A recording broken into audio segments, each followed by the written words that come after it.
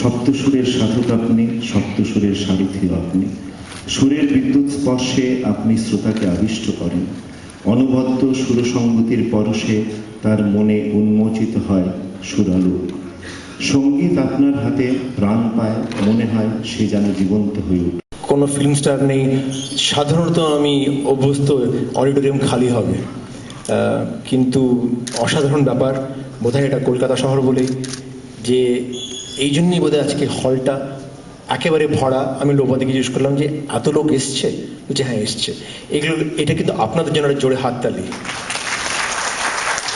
কেন আমাদের কাজ হলো প্রেজেন্ট করা নানা রকম জিনিস, কিন্তু আপনারা যদি না নেন তাহলে তো কেউ নামার মতন নেই। আমি অলওয়েজ বলতে থাকি যে আমার জন্যে যেখানে আমি রাখি লতা মঙ্গেশকরকে, যেখানে আমি রাখি কিশোর কুমারকে, সেইভাবে কোথাও আমি রাখি তেজেন বাইকে, যেটা আমি ছোটোবেলার থেকে শুনেছি এনাদের। হয়তো ওনার মনে নেই, আমি 10 বছর আগে ওনাকে ফোন করেছিলাম, তখন আমি একটা অ্যালবাম করছিলাম মন কে মঞ্জিরে বলে। আমার খুব ইচ্ছে ছিল উনি একটা গান তার মধ্যে, কিন্তু সেটা হয়ে ওঠেনি। কিন্তু বলার ব্যাপারটা এই যে আমরা সাধারণ রোজ খবরের কাগজে বা ম্যাগাজিনে শুধু সিনেমাতে যারা গান করে তাদের বিষয়ে আমরা জানতে পারি, কিন্তু এই যে অসাধারণ ট্যালেন্ট আমাদের দেশে সব আছে, কোথাও লুকিয়ে আছে, তাদের বিষয়ে জানতে পারি না। এখন ইন্টারনেটের মাধ্যম খুব ভালো হয়ে গেছে, অনেক প্রবলেম আছে ইন্টারনেটের মাধ্যমে, কিন্তু আপনি ইজিলি তেজেন বাই যদি সার্চ করবেন, ইউটিউবে অনেকগুলো গান শোনা যায়। আনফর্চুনেটলি তাহলে রেসপন্সিবিলিটি আপনাদেরও হয়ে যাচ্ছে যে নামটা একটু সার্চ করুন, দেখবেন এই ভারতবর্ষের লোকসঙ্গীত কোথায় পৌঁছায়।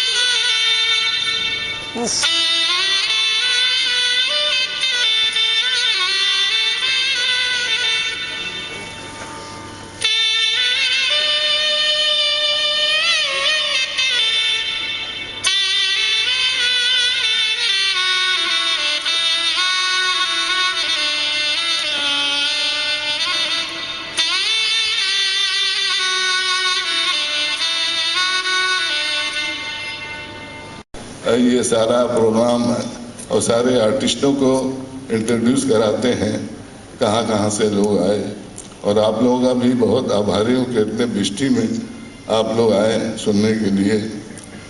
और हमारी तबीयत तो ठीक रहती नहीं, दोनों किडनी हमारी डैमेज है। एक हॉस्पिटल है GDDI, वहाँ मैं हफ्ते में 3 दिन वहाँ डायलिसिस होता है, 6 साल से कर रहा हूँ।